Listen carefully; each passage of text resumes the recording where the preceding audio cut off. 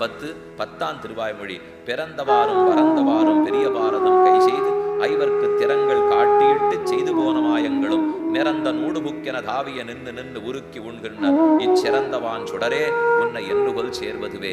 என்னைக்கு உன்னை சேர்ப்போரேன்? பிறந்தவாறும் யசோத பிராட்டிக்கு நந்தகோபாலனுக்கும் வளர்ந்து போனாய், தெய்வத்தேவகிக்கும் வசுதேவனுக்கும் பிறந்தாய். பிறந்தமாயா பாரதம் பொருதுமாயா என்னும் ஒருத்தி மகனாய் பிறந்து ஓரிரவிருத்தி மகனாய் ஒளித்து வளர்ந்து என்னும் பிறந்தவாறும் வளர்ந்தவாறும் பெரிய பாரதம் கை செய்து இவன் பிறந்ததே ஆச்சரியம். தேவகி பூர்வ சந்தியாயாம் அவித்பூதம் மகாத்மனா என்று பிறந்த நாளே ஆச்சரியமான நாள். அந்த அத்தத்தின் 10ஆம் நாள் வந்து தோன்றி அச்சுதனன்னு ஆவணி மாசத்தில் ரோகிணி நட்சத்திரத்தில் அஷ்டமி திதியிலே நிஷீதே தம உத்பூதே என்று இரவு பொழுது ஓங்கி இருக்கும் காலத்தில் சிறைச்சாலைக்குள்ளே பிறந்தாய். பிறந்தது ஆச்சரியம், வளர்ந்தது அதை விட ஆச்சரியம்.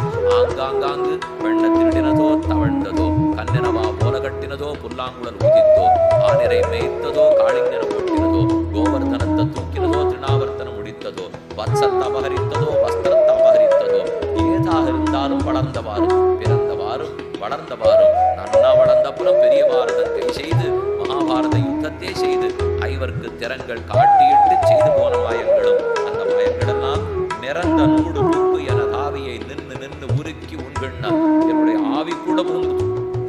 இது நடக்காத காரியம். சரீரத்துக்குள்ள போகலாம், எதுக்குள்ள வேணா போகலாம். ஆத்மாவுக்குள்ள ஒரு வஸ்து புகுந்ததுன்னு பிரம்மத்தை தவிர எதுவும் புகுந்ததில்லை. அவர் ஒருத்தர் தான் அனுப்பிரவேசம் பண்ணுவார். ஆனா இந்த சரித்திரம் ஒன்னொன்னு எனக்குள்ள புகுந்துருதே.